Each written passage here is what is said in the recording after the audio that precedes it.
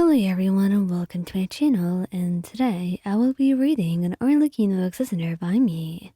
So let's get into it. Arlecchino was able to tolerate a lot of surprises in her life.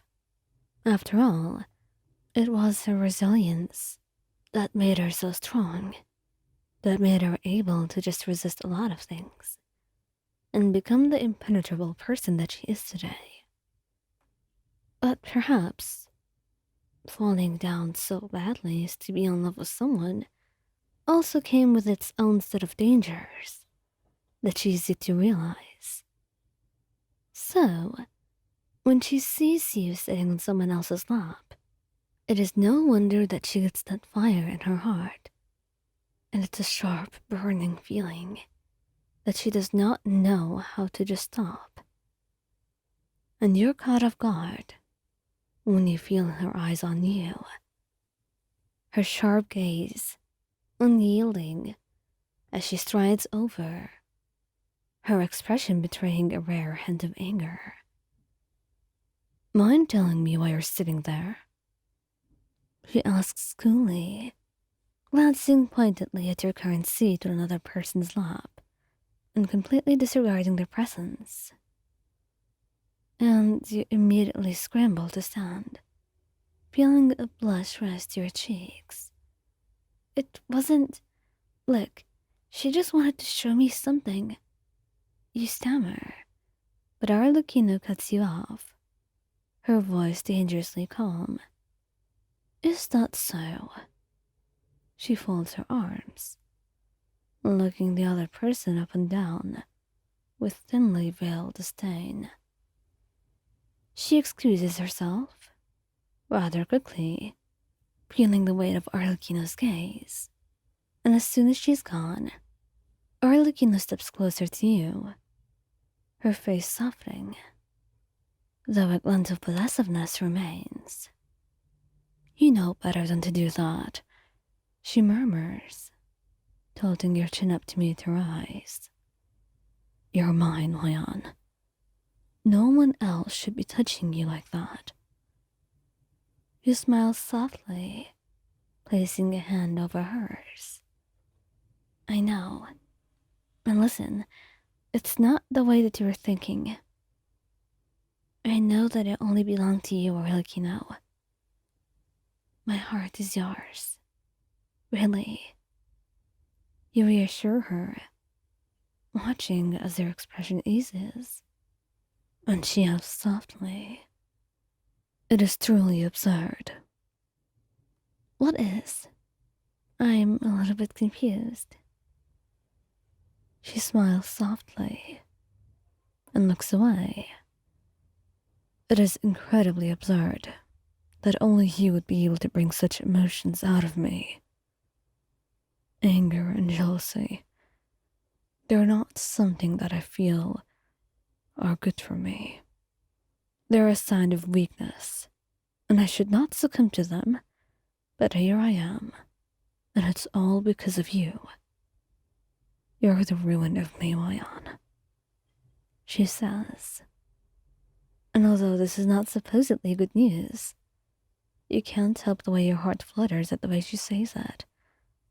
It is something so soft and vulnerable, something you knew you would never hear from her. And yet, here she was, admitting that you were her weakness, the one thing that made her falter, the one thing that made all her calculations completely inaccurate, as you were that one variable that could never be factored into them. And you couldn't help as you wrapped your arms around her, a smile worming its way onto your face. Well, if you want me to be honest, I'm happy that I am. I could tell. There's no need for you to say it out loud.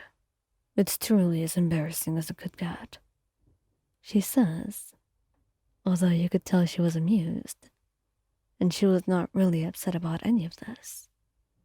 She just couldn't help but feel like there was a softness in her heart whenever anything concerned you. So the fact that you were her doom, and a lot of things to her, was not really something that troubled her greatly. At least now, which is a long way from how you first started. So, are you feeling better now then? You ask her, and she goes quiet for a moment. Perhaps. But I suppose that friend of yours, she looked a little bit too happy when you were doing that. I can't help but feel a little bit annoyed.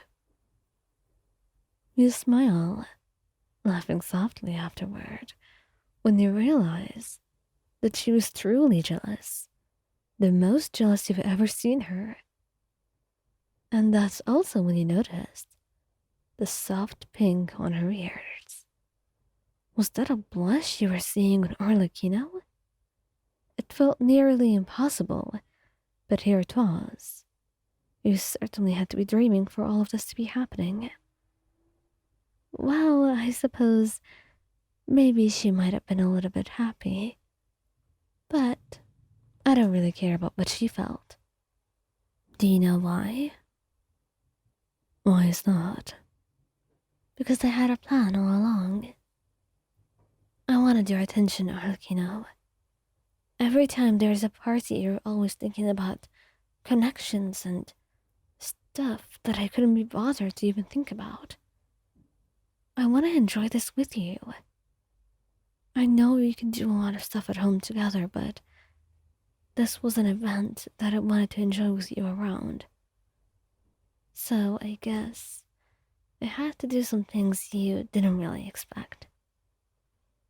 She scoffs, shaking her head. Really, no? I should have been more careful. But oh well. You've learned from the very best. Oh, you mean yourself. You're truly humble. I've always been known to be, she sarcastically said. And then the TV chuckled, with Arlecchino sitting by her side. And this time, she was the one pulling you into her own lap. Because she wanted everyone to know that she loved you, she cared about you, and you were hers and no one else's. And no one at all, should ever attempt to get close to you like this. Because that was something only she could do.